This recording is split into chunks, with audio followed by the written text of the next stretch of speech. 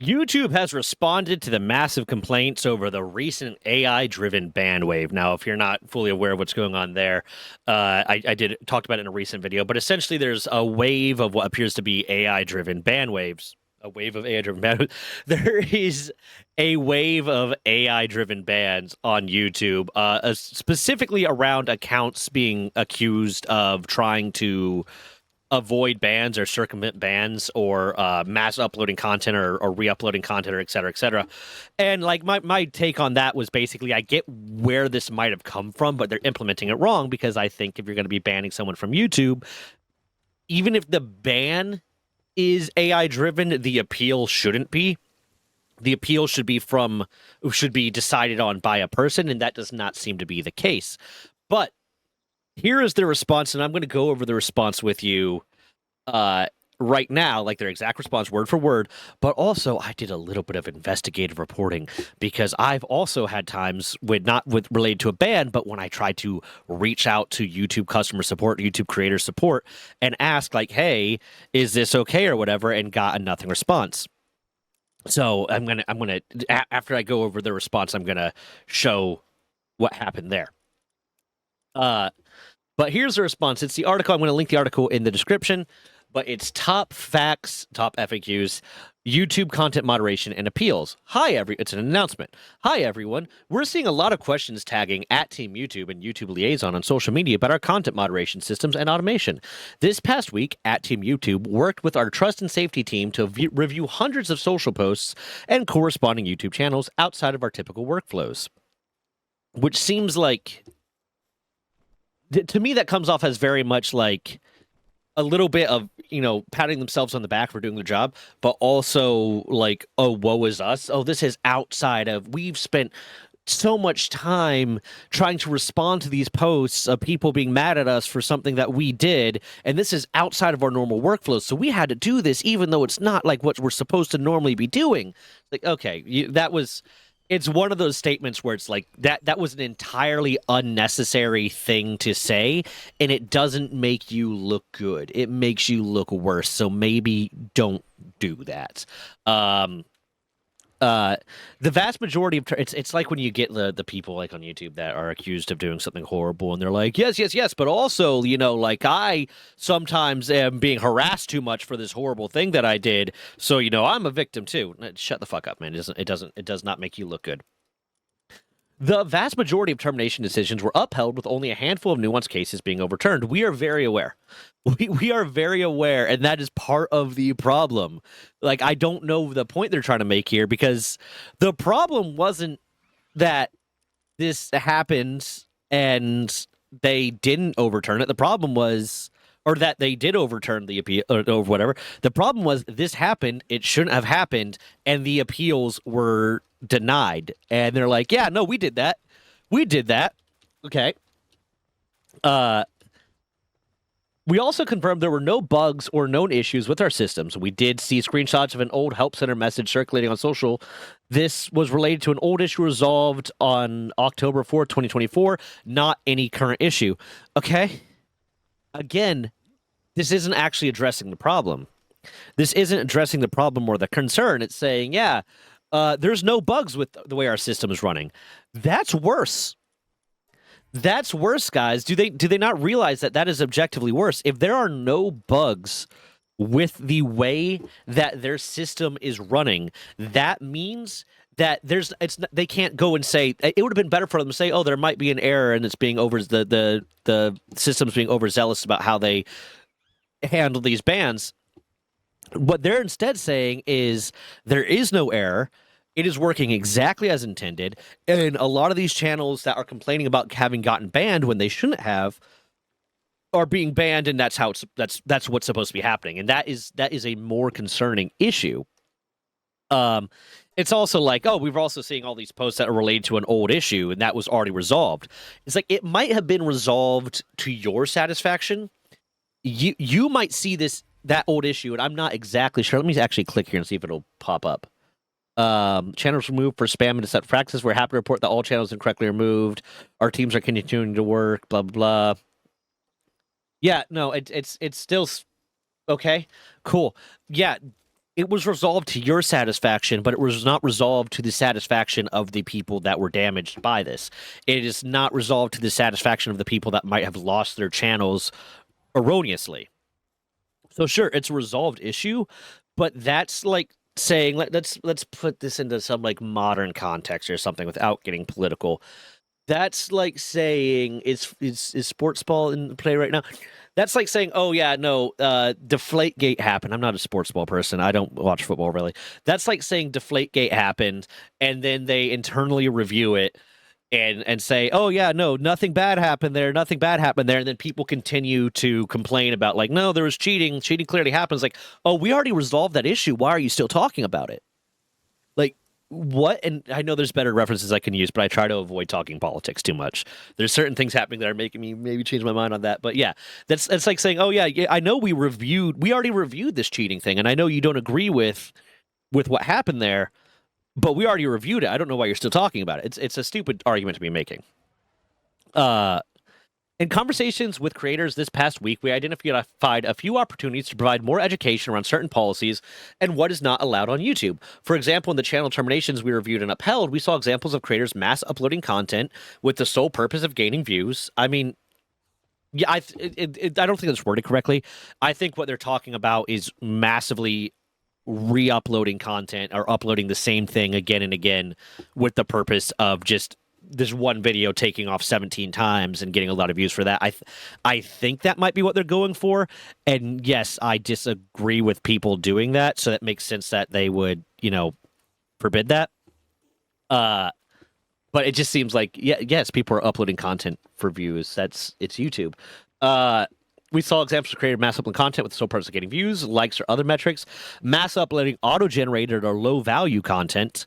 I am fine with them. I know I saw some comment on my last video that's talking about, oh, I thought they're going to be targeting AI videos, and I'm glad they're not doing that. It's like, I am perfectly fine with them going after that. There's so many bot channels and so many channels that are just AI generated channels, like where it's just constantly generating AI content and uploading it with no actual input from a human being, really, or like minimal input, low effort input from a human being, and that is, I think, bad for the YouTube community, bad for YouTube because now there's more stuff that they have to host and whatnot, and they're probably not getting that much money off of it because advertisers are probably shying away from it. And it's harmful to the actual people that are actually putting in work to make their videos and whatnot. So I'm fine with that. Mass uploading content scraped from other creators with minimal edits. That's exactly what I addressed like in the video of what I think this was the cause of this. The root cause of this AI-driven ban wave is because there's been a lot of channels recently that have popped up that are just re-uploads of other people's channels. There's been a lot of issues, like Legal Eagle talked about it. There's a few other creators I saw that talked about it. That's been a real issue for these creators to get rid of these channels that are either a person re-uploading videos with the hopes of basically stealing content, or bots re-uploading videos with the hopes of stealing content. And I thought I postulated that I thought that might be the reason why this AI has been driven to ban those sorts of channels. Massive content scraped from other creators with minimal efforts, content misleading people into clicking off platform. I get it. You don't want people like being clickbaited into going to a different website, especially one that might be like nefarious. Content that would add shocking violence at the end of an otherwise cute or animated video. Yeah, it's just trolling people like, oh yeah, this is a cute, sweet video, and oh my god, someone's getting decapitated. And other such content that violates our spam, deceptive practices, and scams policies. Again, they are doing this thing that you see politicians do, and you see like people do, and you see like narcissists and manipulators and abusers do, where you come forward with a problem. And the problem in this case is people that did not violate those. People that had a second channel that maybe re-uploaded something from their main channel or recontextualized something from their main channel or something like that, or 1,000 other things, uploaded had a second channel or had some sort of channel that got banned and was not violating these policies.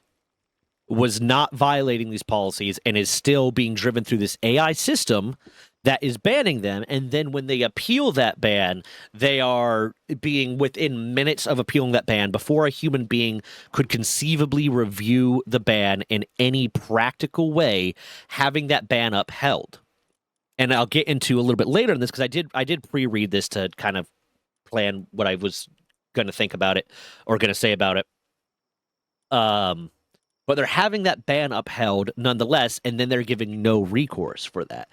The problem isn't we are all, for the most part, cool with you getting rid of the channels that are deceptive, that are abusive. The people that aren't cool with you getting rid of these channels that re-upload content because they go, oh, they're just re-uploading content. There's nothing wrong with that. Get the fuck out of my unsubscribe to me. Like if you think it's perfectly okay to just steal content and steal stuff and then re-upload it and be like, well, I'm doing work too. No, you're not. Get out of my chat. Get out of my comments. Get out of my channel. Like get out of my life. You are the most brain dead lazy person I've ever met. But the majority of people with more than 2 IQ points are okay with you uploading or with you banning these things that are uploading stolen content, that are uploading shocking content that's inappropriate, that are uploading all this problematic stuff. Everyone's okay with that. You have not addressed the issue that people are not okay with, which is accounts being banned that didn't do that. Accounts being banned that aren't trying to skirt bans or circumvent bans or aren't re-uploading other people's content. They might be re-uploading their own content, or the ones that are not violating your policies that have appealed the ban and then had that ban appeal denied. You have not addressed that issue. You've just said, see, no, we're banning all these bad, but look at all the good we're doing. That's not the problem here, guys. As it's almost like this is an AI-generated response. As always, the process to appeal a channel termination is available directly in YouTube Studio. Of course, at Team YouTube teams will do their best to help flag potential widespread issues or broader feedback, like we did this past week. You didn't address it, or you flagged it, sure, but you're saying yourself right here that you're not doing anything about it. They're openly admitting that they're not doing anything about it because they know we're fine. We did everything. We did everything right, but clearly you didn't.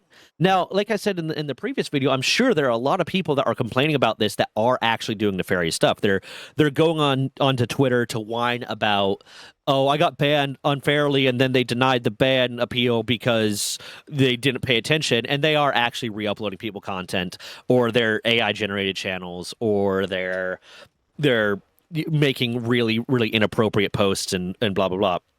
I'm certain that is happening. I'm certain that there is a case of that. But I'm also certain that there are plenty of people that have been unfairly affected by this, unjustly affected by this. And my little anecdotal evidence for that is my editor's girlfriend. My editor's girlfriend had the same thing happen to her and was not violating any of the policies, at least as far as she was aware of. And figuring out whether or not you're violating those policies can be really hard, and I'll get to that at the end of this video after I'm done going through all this. No, our team only reviews, and here's the big thing about the fact that, like, they're saying, oh, yeah, we're fine with this, and we have an appeal policy. We have an appeal policy when a lot of those appeals are happening within minutes and are AI generated. Our team only reviews one appeal per channel. If you continue to appeal repeatedly after that, you'll receive an automated email response pointing you back to the original email. I don't have a problem with that. I don't have a problem with saying, listen, if we get more than one appeal from the same channel, we're going to have an automated response and we're not going to look at it. If the appeals were being done fairly, if it was a human doing the appeal, reviewing the stuff, like reading their appeal, reviewing the stuff, and saying, you know what, no, because obviously, like after a while, it's gonna be like you're not gonna keep wasting your time on someone that you've already said no to. No means no, guys. We've also provided answers to top questions around the channel termination appeal process below to help ensure creators know the best way to get help if they believe a mistake was made in the process. Top FAQs. Does YouTube use automation for content moderation? Yes, we use a mix of automation and human review, and we have for many years. I don't have a problem with that. I don't have a problem with them having AI being the front line of this, or automation being the front line of this, because again, like they say right here, with hundreds of hours of video uploaded to YouTube every minute, we use automation to catch harmful content and quickly and accurately, but humans are just as critical for reviewing nuance and training those automated systems. It will always be a team effort. again, they get hundreds of videos. It would be impossible for them to really check all of them themselves. I don't blame them for using automation. That makes a lot of sense to me. But they're saying that there's humans involved in this process, and there are humans involved, obviously, because they're training the AI and they are writing the AI and they're doing all this stuff with the AI. But they're clearly not involved or nearly as involved as they should be in the actual review process when someone tries to appeal their ban, because these responses to the ban appeals are happening immediately. They're happening within minutes. And if there is, what I can see this being the case is, yeah, we have humans reviewing the appeals. We definitely have humans reviewing the appeals, and the human is seeing the appeal and clicking deny. They are spending no time actually looking at it. They're just saying, well, the AI said it, so deny. But now they can say that a human is looking at the appeals. And I think that's a disservice to the people that are involved in it. The creators that are here and making content for the channel. I think that's like, and they can't even deny this at this point because so many people have come out like this and show this evidence. What if YouTube gets it wrong? If you think we should take another look at a community guidelines or channel termination decision, we encourage you to appeal directly in YouTube Studio. When mistakes happen, there are teams of people working behind the scenes to fix them and prevent the issue from happening again. The accuracy and precision of our content moderation is critical, and we continuously monitor and refine both our human decisions and automated review systems. I think there may, like I said, I think there might actually be humans involved in this, and it's just they get the thing pops up in their feed, and they click next, click deny, next, gone. Bam, problem solved. Because it's easier to just deny the content than approve something that's potentially problematic. Because if it's something that was banned for an actual reason and is actually posting something harmful and they approve it, now YouTube can get in trouble. But if they deny it, whatever, that's just one more creator that they lost. They have so many. Like, I don't think they care. Hold on. When mistakes happen, our teams of people work, the accuracy and precision of our content moderation is critical, and we continuously monitor and refine both our human. Okay. How does the appeals process work for channel terminations? You have 1 year from the channel termination date to submit an appeal. That makes sense. They don't want to like look at a channel that's been dead for a while and whatever, and waste time with it. I think that's kind of ridiculous though, in a way, because there might be someone that's like, oh, I was a big YouTuber like 10 years ago, and I took a break for like 2 years, and then some automated system happens, they get banned, and now they're like come back to the channel. It's like, okay, they're kind of screwed there. But I kind of get it. And our team will only review one appeal per channel termination via YouTube Studio. Again, don't have a problem with that as long as that's actually being reviewed by your team in a fair way. But before you submit your appeal, make sure you've reviewed our policies and are providing all relevant information and context. Appeals sent in after 1 year or beyond one appeal maximum will not be reviewed further. I get it. If you continue to repeatedly appeal, you receive an automated message email response that says something like blah, blah, blah, blah, blah. We rely on a standard template. That's just saying they use a standard template. It's okay. We rely on a standard template that handles volume decisions. Yeah, no. That if you get an email like really quickly from someone and it seems to be very like professional, it's probably a boilerplate email. Like that's just obviously. If one of my channels is terminated, will all my channels be terminated? Can I create a new channel? We use both automation and humans to detect and terminate related channels. If you own a terminated channel, you are prohibited from using, possessing, or creating any other YouTube channels. I don't have a problem with that. I don't have a problem with that because obviously you don't want someone that has been banned for posting inappropriate stuff or doing things that are against your guidelines to be able to repeatedly make new channels. The problem is people's secondary channels or tertiary channels are being banned erroneously, and then their appeals are being denied erroneously, and then their main channel is being banned too, and that is hurting people when you're not actually doing your due diligence. This rule applies to you are prohibited from using possessive. This rule applies to all existing channels, new channels you create or acquire, and channels in which you are repeatedly or prominently featured. So you can also get someone else banned by that logic. You can get someone else banned if you are a repeat personality on their channel. You get banned, and then possibly even if that person stops posting your content from you, if they keep content that from you that used to be on their channel or that they had from like a year ago or whatever, it could get someone else banned because you screwed up. And I think that's a little bit ridiculous. I get why they're doing this, because they're trying to do it to say like, oh, you can't just, say, oh, this is someone else's channel and I'm going to keep appearing on it and doing stuff. But I still think it's kind of ridiculous to ban someone else because someone that appeared on their channel repeatedly turned out to be a bad actor. Maybe if they continue to repost that person, yes. But also, like, what if that person never discloses to that other person that they were banned? Like, it's that's a slippery slope. Violations of this rule can lead to additional channel terminations under our circumvention policy. We also recently announced a new pilot where some terminated creators will be able to request a new channel 1 year after their channel is terminated. Learn more here. I get it. You give them a chance, like, hey, you got punished. You were banned for a year. Did you learn your lesson? You can try again. And depending on how egregious your ban was, whatever. Again, nothing in this is addressing the actual issue. Everything in this response is just saying, yeah, no, when people do bad things, we deserve to ban them. And they deserve to be banned and we're going to ban them. Cool. We're all okay with that. 99.9% of us, everyone with some wrinkles in their brain is okay with you banning people that are violating policies. We're cool with that. That is not the issue here, and you have not addressed the issue here. The issue here is the fact that you are banning accounts that shouldn't be banned and then not really looking at the appeals in any serious way whatsoever. Finally, there's always more we can do to improve our systems and improve transparency and communication with creators around policy decisions. One area we're working on is providing more specific policy descriptions and timestamps, as we know this is a top request from creators.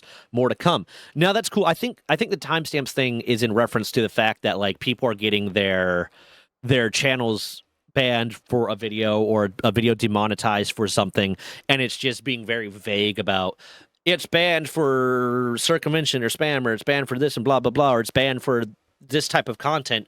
But then it's not even being clear about where that content was located in the video. And because it's like an AI-driven thing, it's like it can be, if it is making a mistake, if the AI is making a mistake and saying, oh, this video was struck, or this video was demonetized, or this video is leading to a ban, or whatever, because it shows some level of violence that's inappropriate, but AI made that decision and it was erroneous, so there is none of that violence. It could be really hard for a human person to look at their video and say, where the hell was this violence to begin with? So providing the timestamps, I think, is a really good thing. More specific policy descriptions is also, like, a good thing, because I don't know if you've ever read the guidelines on YouTube, but they can be very, very unclear and vague. And there's a reason for them doing that. The reason for them making it very unclear and vague is, one, so they can kind of enforce it in any way they see whatsoever, but also so that people can't try to circumvent in a way by, like, oh, if they're overly descriptive, then the more descriptive a rule is, the easier it is to circumvent that rule and to find a loophole around that rule. So by leaving the rules a little bit vague, it gives them broader authority and broader ability to enforce the rules. But that also makes it really hard to understand what's breaking the rules. Now, a while ago, like over a year ago at this point, or maybe not quite a year ago, some time frame, some appropriate level of time frame ago, I made a bet with my community, with my YouTube community, because I posted a video. I think it's on my, it is on my Storytelling channel now, because I reference it all the time. But it used to be on this channel. I posted a story about the time I got pepper sprayed. I got pepper sprayed while I was in the military as part of training. But I posted a story about the time I got pepper sprayed, and then I had a lot of people leave comments about, well, you should do it on stream. You should do it in a video. You should do it live. You should do it this. You should post a video of you getting pepper sprayed. That the video where I talk about it the first time is on the Storytelling channel if you want to check that out. But when the time came, I said, okay, cool. I'll tell you what.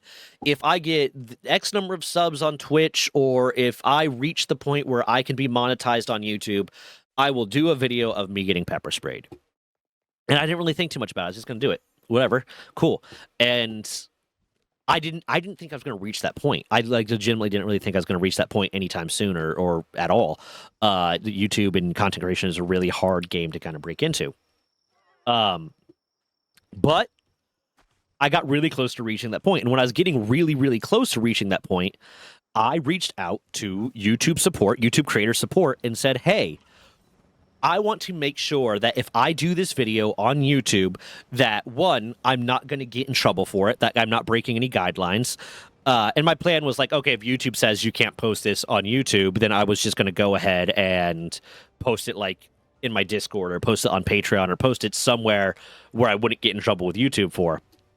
But like one of the questions I initially asked was like, hey, I want to do this video. I'm going to do it in this way. There's going to be like an educational moment to it because I am going to like explain how pepper spray works, what pepper spray is, how it affects a person, blah, blah, all this different stuff.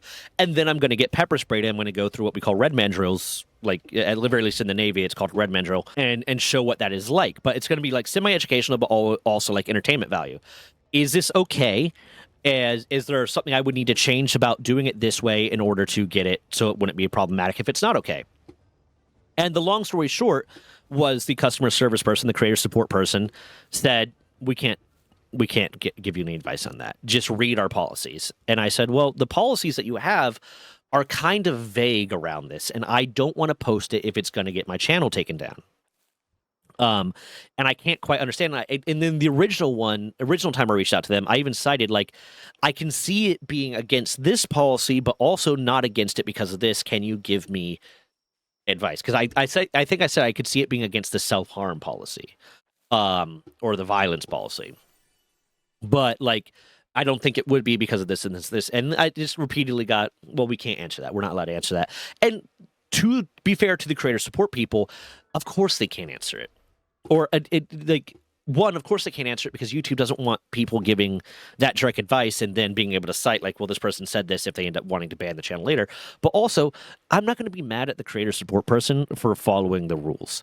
I'm not going to be mad at the creator support person. Like if you reach out to creator support and they don't give you an answer that you like, or they just don't answer a question because it's against their policy, and you get mad at them for that, you're stupid. Don't be mad at the individual that is following the rules of their job that is told you cannot advise creators on this because we have whatever internal reason we don't want you to.